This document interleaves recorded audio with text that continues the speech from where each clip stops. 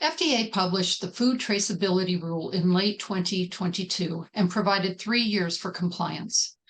But that clock is continually ticking down toward January 2026.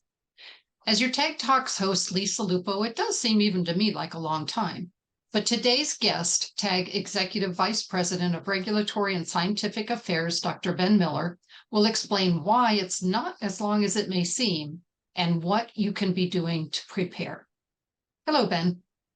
Hey, Lisa, how are you? I'm doing just great. Happy to have you again on our Tag Talks. Good to be here. So traceability rule compliance isn't due until 2026. So why do I need to worry about it now? Yeah, that's a question that we get a lot. It seems like a long way off when we're talking here in August of 2023. I think one of the things to consider is that the traceability rule is really kind of a full supply chain rule. So it really requires everybody kind of from the harvest end of the supply chain. So if you're talking about produce or seafood or other foods that are going to end up on this food traceability list, it starts at the very beginning of the supply chain as that food comes out of the ground or comes out of the ocean and then ends up all the way on the other end of the supply chain when that food is received at a retail food establishment, so a restaurant or a grocery store. So while your portion of the supply chain may seem limited, if I'm a distributor, I'm going to receive product, I'm going to send it out. The entire supply chain needs to be compliant by January 20th of 2026. So it's going to take some time for everybody to sort of stitch their piece of the supply chain together. And as we'll talk in a little bit, that's where some of the complexity comes into play.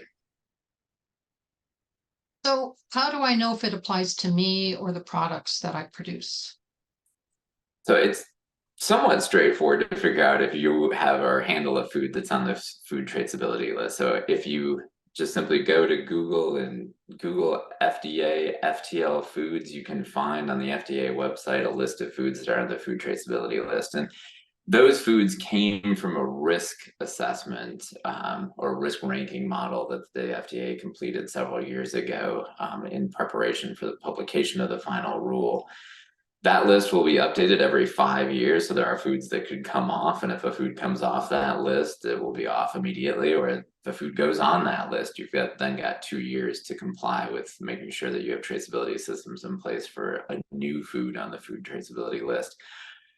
The one thing that I think people need to be aware of is that if a food's on the food traceability list and then it's an ingredient in another food that doesn't go through a subsequent kill step, that food that it becomes an ingredient in is then a food traceable list food. So when you look at that list, it's not all encompassing. A good simple example of that is nut butter. So if you incorporate peanut butter into a finished product that doesn't have an additional kill step, that new finished product, let's say it's a granola bar, is now an FTL food and needs to be traced forward in the supply chain.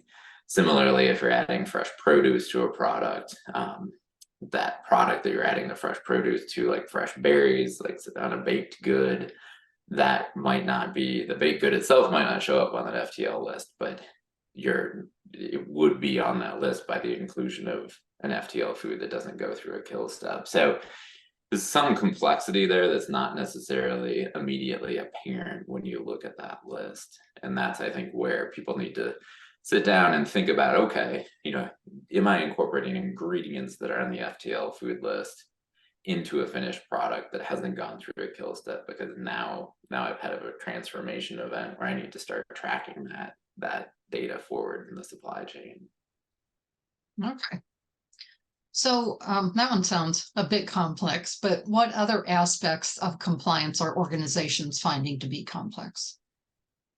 Yeah, I mean, that's certainly one area of complexity. The other is, everybody is essentially a customer in the supply chain unless you're really starting out at the very beginning of the supply chain. So you're in a position, or most people will be in a position in the supply chain where they're having to receive data, so key data elements. That's one of the key pieces of the food traceability rule. So we've got critical tracking events, kind of where and when things happen, and then there's the data that has to move with those critical tracking events.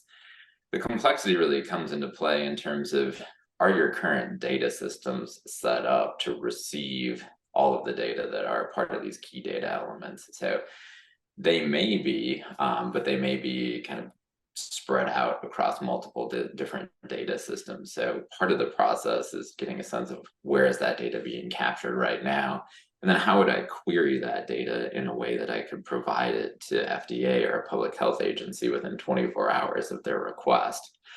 The other piece of complexity is this idea of needing to track a traceability lot code throughout the supply chain. And so that is kind of a new element. So we talk a lot about lot codes in, the food industry.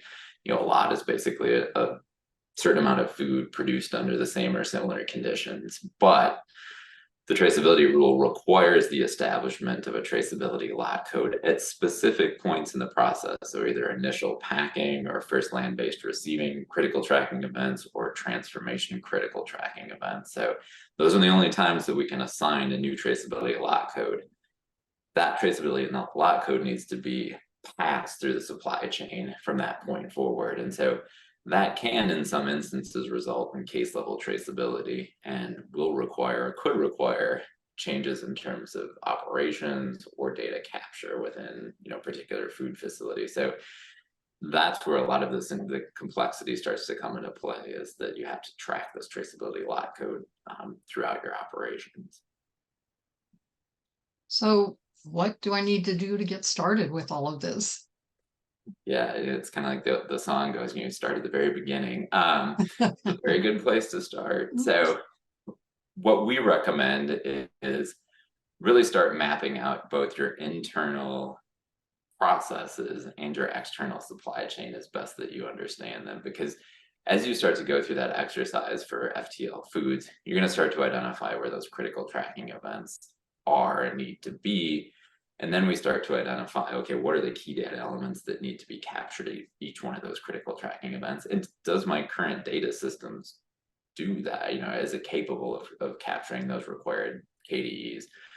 Are my suppliers sending me the right information right now today? Or do I need to have conversations with those suppliers to say, hey, in order to be traceability rule compliant, we're going to need X, Y, and Z, and we're only getting X and Y right now. So, and that probably does exist in most instances, because again, that traceability lot code is a bit of a new concept that comes along with the traceability rule. So it's really starting to define what your processes are, sort of similar to what we would do in terms of a hazard analysis for a traditional food safety plan. So that's areas where I know we've been partnering with and helping clients, is to start to have those conversations. Let's map your internal and external processes and really start to get a sense of what those critical tracking events and key data elements are.